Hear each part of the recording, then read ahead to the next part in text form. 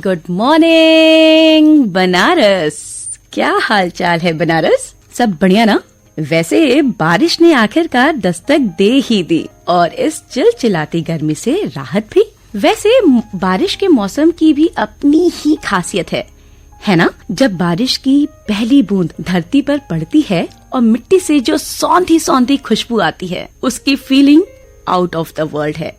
सही कहा ना? ऐसा कोई नहीं होगा जिसे ये एहसास न हुआ हो, जिसने ये खुशबू महसूस न की हो इस तरह से। क्यों? सही कहा ना? भगवान जी का बनाया ये फ्रेग्रेंस सारे फ्रेग्रेंस से बेस्ट है। और सोने पर सुहागा तब होता है जब बारिश की बूंदें पेड़ों के पत्तों से छन छन कर हमारे ऊपर आती हैं। जी हाँ, वो टिप टिप करके बूंदों का हम पर अपना प्यार बरसाना, हाय, एकदम मन को हरा भरा कर देता है। और ये हरी भरी हरियाली सिर्फ हमारे मन तक ही नहीं रहती, हमारी पूरी पृथ्वी को हरा भरा कर देती है ये बारिश। जी हाँ, मानसून के आने पर चारों ओर हरियाली हो जाती है, बाग बगीचों में रौनक सी आ जाती है, धरती की प्यास बुझ जाती है, वनों में मोर नाचना शुरू कर देते हैं, मन बावला सा हो जाता है। जी हाँ, बारिश से मन का रिश्ता बहुत गहरा होता है। मन का मौसम बारिश से सबसे ज्यादा प्रभावित होता है। अजी कैसे बताऊं? वो ऐसे कि बारिश में किसी की याद सताने लगती है। जी हाँ, तो कभी कभी दिल झूम के नाचने लगता है। अर्ज है, जरा ध्यान दीजिएगा गौर से। बारिश से मोहब्बत मुझे इस कदर है, बारिश से मोहब्बत मुझे इस कदर है, वो बरसता उधर है और मेरा दिल धड़कता इधर है। वाह वाह! आप सुन रहे हैं बनारस का number 1 radio show good morning Banaras.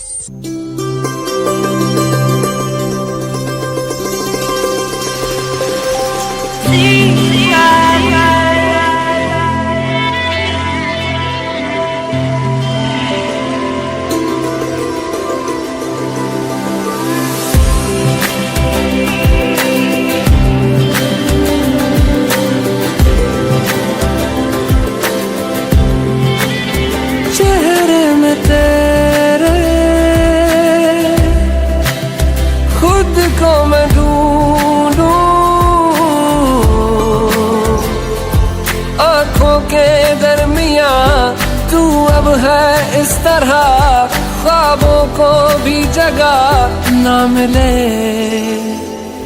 ये मौसम की बारिश, ये बारिश का पानी, ये पानी की बूंदे तुझे ही तो ढूंढे। ये मिलने की ख्वाहिश, ये ख्वाहिश पुरानी हो पूरी तुझी से मेरी ये कहानी।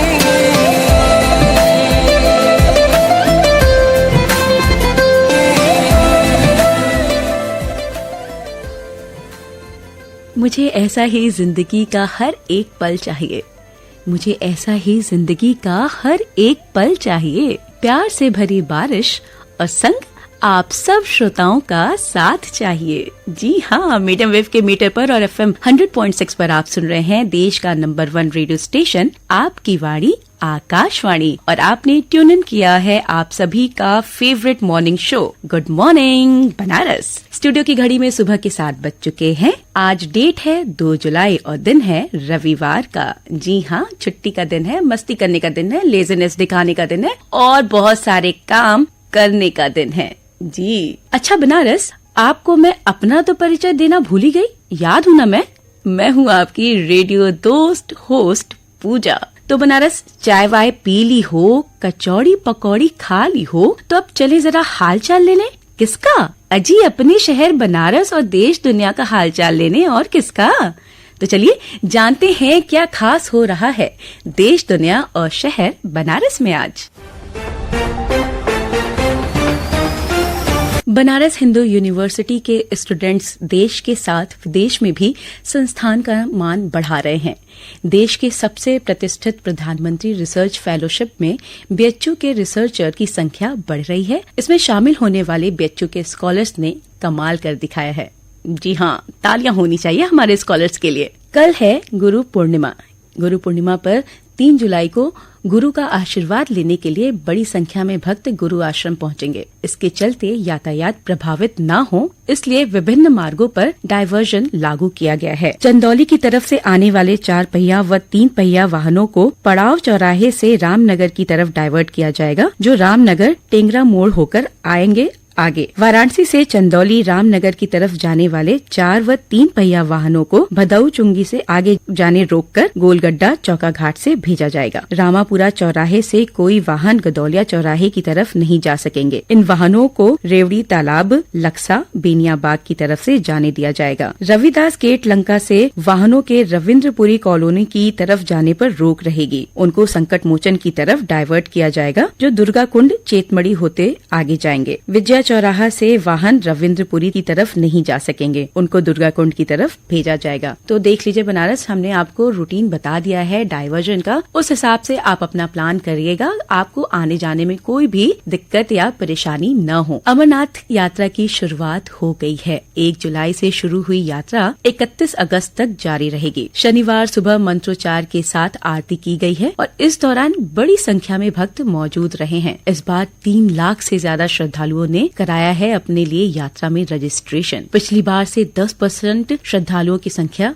ज्यादा है इस बार। और अब बात करते हैं बनारस खेलों की। तो भारत के star javelin thrower Neeraj Chopra ने लुसाने डायमंड लीग में शुक्रवार देर रात गोल्ड मेडल जीतकर एक बार फिर देश का नाम रोशन किया है। उन्होंने 5वें प्रयास में 87.66 मीटर भाला फेंका और इसी स्कोर ने उन्हें गोल्ड मेडल दिला दिया। भाई एक जोरदार ताली हमारे नीरज चोपड़ा जी के लिए। और अब बात करते हैं आज के मौसम के बारे में। जी हाँ, ये जो ऐसा बरसाती मौसम है ना, मौसम विभाग के अनुसार ये अभी 6 जुलाई तक बारिश ऐसे ही छई छपाक करती रहेगी। मतलब रेन कोट, छाता जहाँ कहीं भी अभी तक रखा हुआ है, अब निकाल लो भाई, इसकी जरूरत बहुत पड़ने वाली है। जी हाँ, और अब कुछ बातें आज के दिन के इतिहास की घटनाओं की जो आज के दिन घटित हुई हैं। तो चलिए जानते हैं उन घटनाओं के बारे में।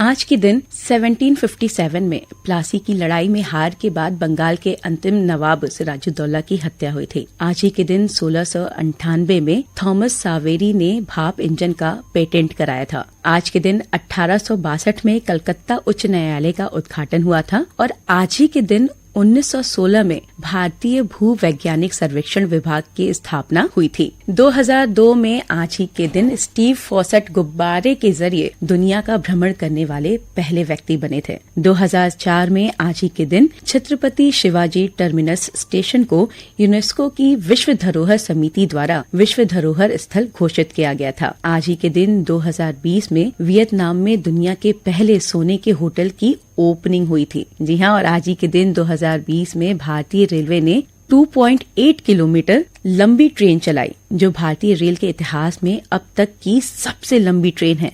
इस ट्रेन का नाम शेषनाग दिया गया था। 1934 में भारत के महान क्रांतिकारी असित भट्टाचार्य का निधन हुआ था। और ये तो जानकारी हो गई कि इतिहास में आज के दिन कौन सी महत्वपूर्ण घटनाएं घटित हुई थी। और अब बनारस बात करते हैं आने वाले सबसे खास महीने सावन की। जी हाँ, हमारे महादेव का महीना जो 4 जुलाई से शुरू हो रहा है। जी, बाबा महादेव का सबसे प्रिय महीना है ये सावन और बनारसियों के लिए भी उतना ही प्रिय है, उतना ही खास है। और इस बार तो सावन का महीना एक नहीं बल्कि पूरे 2 महीनों का है। जी हाँ, तैयारियां जोरों शोरों से हो रही हैं हमारे बाबा के दर्शन पूजन की। और हो भी क्यों ना, सावन का महीना हमारे भोले के दर्शन पूजन के लिए बहुत उत्तम माना गया है। जी, बहुत खास माना गया है। सावन के महीने में ही कांवड़ की यात्रा भी शुरू होती है। तो इस बार हमारा बनारस शिव भक्तों कांवड़ियों से भरा रहेगा, एकदम बम बम। जी हाँ, बस हर ओर महादेव के नारों की मधुर ध्वनि सुनाई देगी।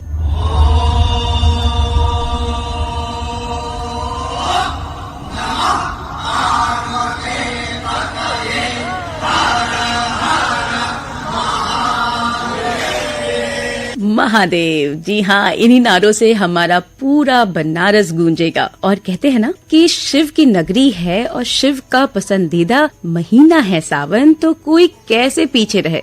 सब आगे सिर्फ अपने महादेव की पूजा अर्चना में लगे रहेंगे। बाबा महादेव एक ऐसे देव हैं जो कि अपने भक्तों से बहुत जल्दी प्रसन्न हो जाते हैं। जी हाँ, भोले हैं ना।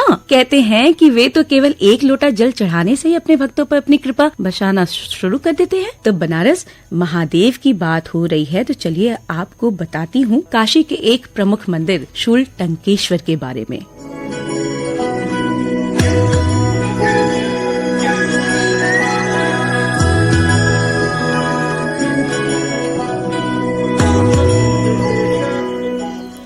वाराणसी शहर से करीब 15 किलोमीटर दूर दक्षिण में जिस स्थान से गंगा उत्तर वाहिनी होकर काशी में प्रवेश करती है, वहाँ है शूल टंकेश्वर का मंदिर। जी हाँ, शूल टंकेश्वर महादेव भक्तों के समस्त शूल को हर लेते हैं। मान्यता है कि जिस तरह से माँ गंगा के शूल नष्ट हुए, उसी तरह शूल टंकेश्वर का दर्शन करने वालों के सभी दुख दूर हो जाते हैं। काशी के दक्षिण में बसे मंदिर के घाटों से टकराकर गंगा काशी में उत्तर वाहिनी होकर प्रवेश करती है। वाराणसी शहर से 15 किलोमीटर दूर माधवपुर गांव में स्थित शूल टंकेश्वर महादेव विराजते हैं। इस मंदिर में हनुमान जी, माँ पार्वती, भगवान गणेश, कार्तिकेय के साथ नंदी महाराज भी विराजमान हैं। गंगा तट पर तपस्या करने वाले ऋषि मुनियों ने इस शिवलिंग का नाम शूल टंकेश्वर रखा है। इसके पीछे की धारणा यह थी कि जिस प्रकार यहाँ गंगा माँ का कष्ट दूर हुआ है, उसी प्रकार अन्य भक्तों का भी कष्ट दूर हो जाएगा। यही वजह है कि वर्ष तो यहाँ भक्त आते ही रहते हैं,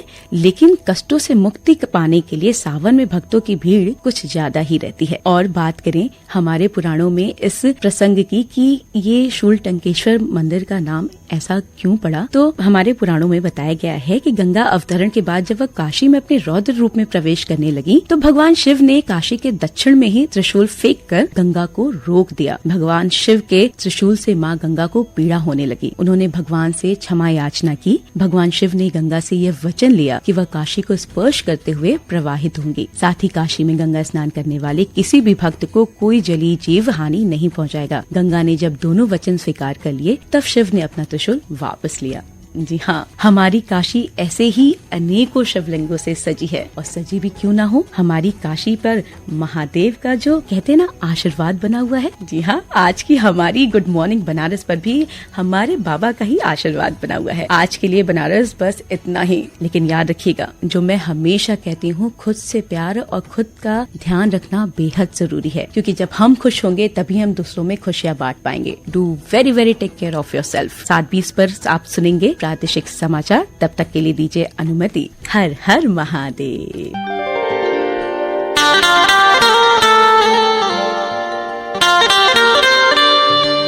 भंवर में नाव पड़ी है, बीच मझधार हूँ मैं, सहारा दीजिए आकर कि अब लाचार हूँ मैं।